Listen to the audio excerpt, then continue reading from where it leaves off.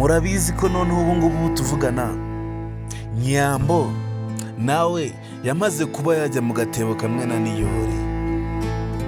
Ubu ngubu tuvugana Nyambo we na Niyori bari ahantu hamwe ndetse bari no kuba mu nzu imwe. Nyambo ibibazo yizanyemo ntago tuzi ko niba nawe azabiruhuka. Nyambo bwa nyuma na nyuma arongera kubishe Niyori ijisho. Bwa nyuma na nyuma noneho Niyori wari warihebye ngo nagazongera kubona Nyambo wiwe, nawe arongera aramubonye aramusuhuza. Ese guys, uratekereza Niyori ndetse na Nyambo kugira ngo bazapfe kwikura hano hantu bizabakundira? Ubu ngubu tuvugana Mama Killaman nawe yamaze kuba yamenya amakuru ko hari abantu babiri baba kuri ya mugabo. Mama Killaman afite amakuru yuzuye ko hari abantu babana n'uriya mugabo w'inshuti y'umugabo we. Ese Mama Killaman we murabona amakuru afite araza kuba yamugeza kuri ya mugabo mpaka abonye bano bantu babiri? Ese ko tuzi ko bwa mbere yahageze akabura Niyori, ese ubwa kabiri naza kugaruka afite amahirwe yo kongera guhura nabo? Guys, Mama Killaman yamara amaje ndetse ngashaka kumenya umuntu uwo bavuga usa n'umuhungu we. Mama Killaman yari karongo mpaka yongeye kuba yabona uwo muntu baba bari gutakagiza usa n'umuhungu we. Rero guys, niba uri umukunzi wa filime yacu Ibanga ndetse ukabona akunda filime yacu Ibanga ndetse ukabona ashaka kuba wayigiramo uruhare, icyo ngusaba ni ikintu kimwe, ni ukuba wakora subscribe kugira ngo tujye dukomeza tugendana mu bikorwa byose tuba turi kubageza umunsi ku munsi. Niba ukunda filime yacu Ibanga ndetse ukaba ushaka kuba umunyamuryango, subscribe ubundi nicyo kintu cya mbere kikugira umunyamuryango. Ese guys, Nyambo ndetse na Niyori murabona ibyabo biri kugana he? Ese urabona ibya Niyori ndetse na Nyambo wiwe mubona ibyabo amaherezo arayahe? Ese ubona Niyori afite amahirwe yo kongera kuba yasohoka akongera agasubira iwabo muri Gasharo? Ese ubona Niyori hari andi mahirwe afite yo kongera kuba yongera kuba yasubira munsi yo hanze? Guys, ubu ngubu tuvugana Niyori afitwe nk'ingwate.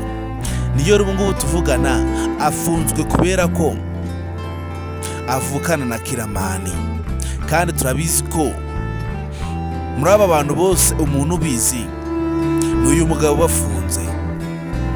Niwe muntu uzi neza ko Niyori hari icyo apfana na Killaman. Ese uratekereza ko aya makuru igihe azagerera hanze utekereza ko hazaba iki?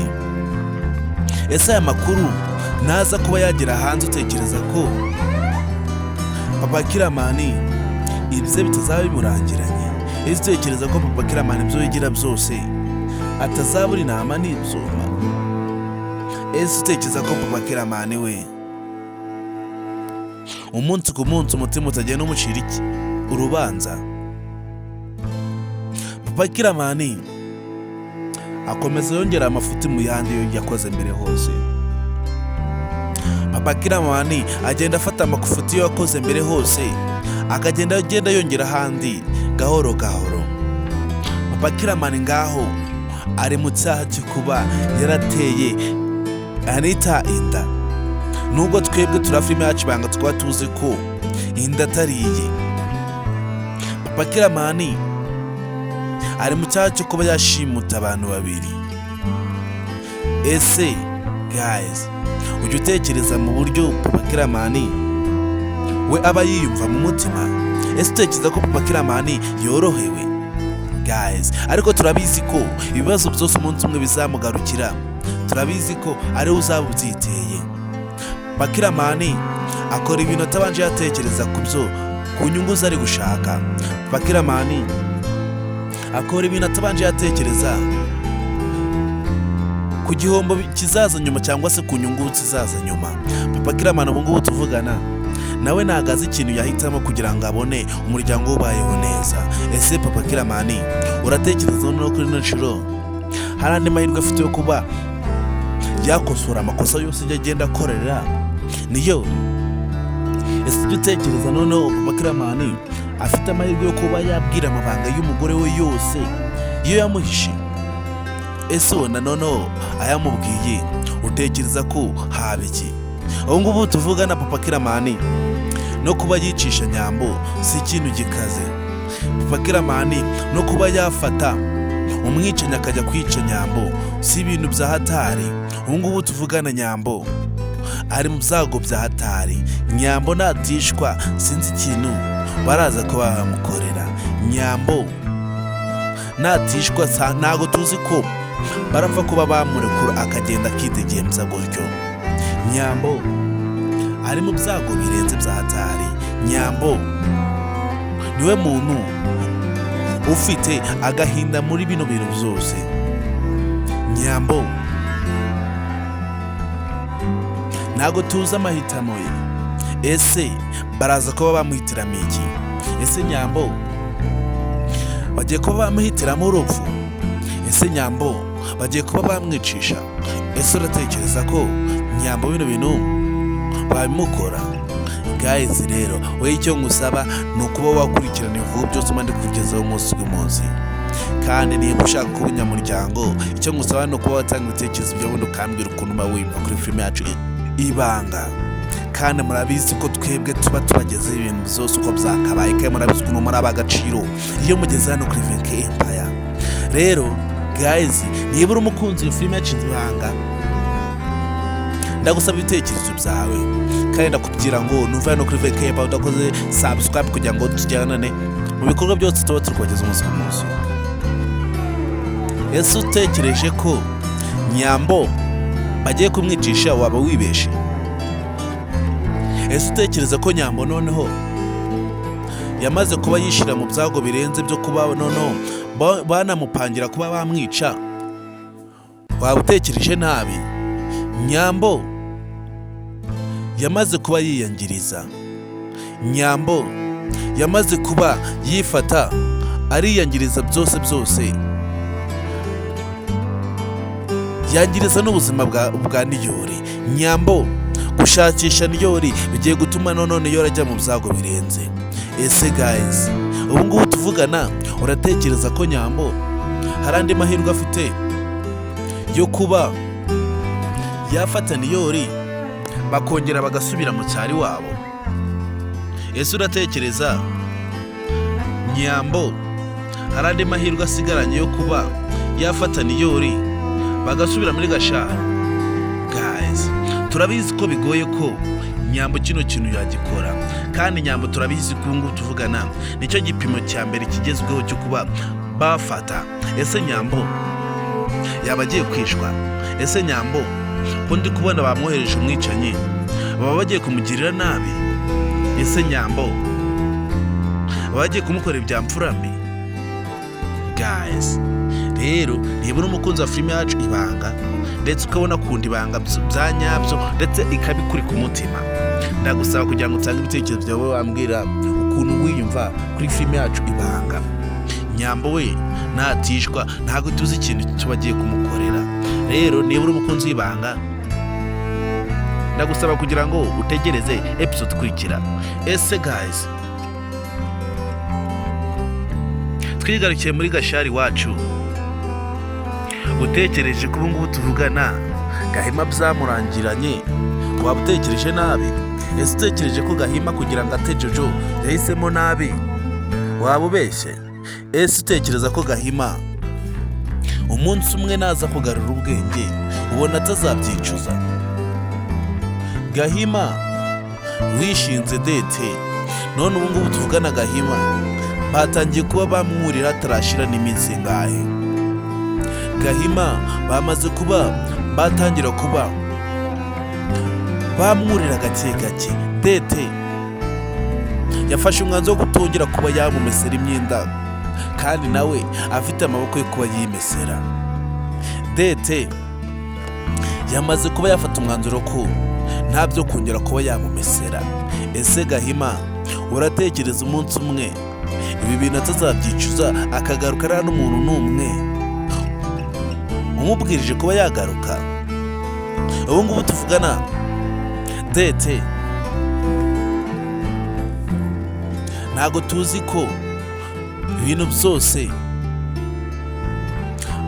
azabyuzuza kuri Gahima. Ubu ngubu tuvugana Gahima ntago azi amakuru ko Jojo noneho atwite. Ese noneho Gahima uratekereza ko yataye Jojo amuziza kuba atabyara imyaka yose bamaranye kuba ataramubyariye umwana? Ese uratekereza noneho Gahima namara kumenya amakuru ko Jojo yasabye akaba atwite, ese uratekereza Gahima azagaruka? Ese nagaruka urabona hari karibu afite muri runo rugo rwa Jojo? Guys, turabizi ko Jojo nawe ni umuntu ufata imyanzuro ze ndetse akazifata azihagazeho. Jojo ni umuntu wifatira imyanzuro mizima ndetse ni umuntu udapfa kuba yasuzugurwa, kandi turabizi ko ubu ngubu tuvugana Jojo aho kugera asuzugurwe yabura umugabo. Ese kuba Gahima yarafashe umwanzuro wo kuba yata Jojo akajya kubana na Dete yahisemo neza? Ese utekereza ko uyu mwanzuro atazagira akawicuza bya nyabyo? Ese utekereza ko namara kumenya amakuru ko Jojo atwite utekereza noneho kazarengera he? Ese utekereza ko noneho bino bintu azabyihanganira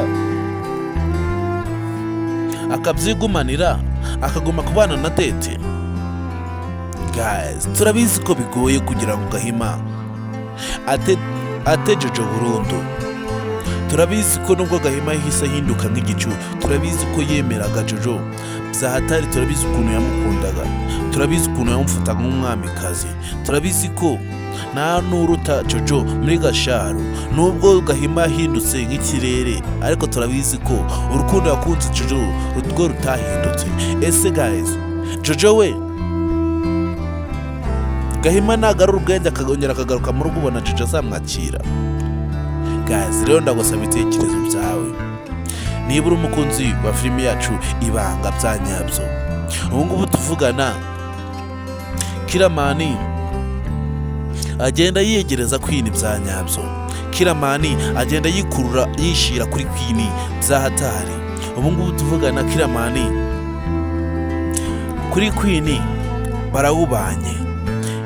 Killaman na Queen ubu ngubu tuvugana ubushuti bwabo butangiye kuba bwazamuka gake gake. Ese utekereza ko noneho Killaman hari andi mahirwe kuba yakundana na Queen bya nyabyo nka Killaman apana nka James? Ese utekereza ko Killaman hari amahirwe afite yo kuba yakundana na Queen? Guys, rero turabizi ko ubu ngubu tuvugana Killaman iyo yihambiye ku kintu akibona. Turabizi ko Killaman iyo yihambiye ku kintu paka aragikora, kandi turabizi ko uburyo akundamo Queen nayemerera undi muntu kuba yamutwara. Turabizi ko Killaman atemera undi muntu kuba yatwara Queen akamuca mu myanya y'intoki. Turabizi ko Killaman yakora buri kimwe cyose kugira ngo abo yatsindira Queen. Ese uratekereza ko Queen we afitiye amarangamutima Killaman? Ese uratekereza ko Queen yemera kuba yakundana na Killaman?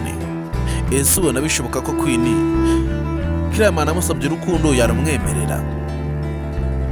Ese ntabwo ujya utekereza mu gihe Queen we yamaze kuba yamenya ko Killaman wa nyawe ari we James ikizaba? Ese uratekereza ko Queen namara kuba yamenya amakuru ko Killaman ari we James, utekereza ko Queen azakora iki? Ese utekereza ko Queen bino bintu azapfa kuba yongera kuba yabireka bikamucaho? Guys, turabizi ko Queen aya makuru namara ko yamenya natamwangiriza, turabizi ko azakomeza ubucuti bwiwe na Killaman. Turabizi ko Queen nubwo yemera Killaman nk'inshuti, ariko akunda James nk'umugabo. Ese namara kumenya amakuru ko James ndetse na Killaman ari umuntu umwe, uratekereza hazaba iki? Guys, rero nagutinze kongera duhere ku ndi episode ikurikira filime yacu Ibanga, kandi murabizi ukuntu bakunda cyane, murabizi ukuntu muri abagaciro kuri Venke Empire. Rero ndabasaba kugira ngo mukore subscribe no kuri Venke Empire kugira ngo dukomeze tugendane mu bikorwa byose bya filime yacu Ibanga. Ndabakunda cyane.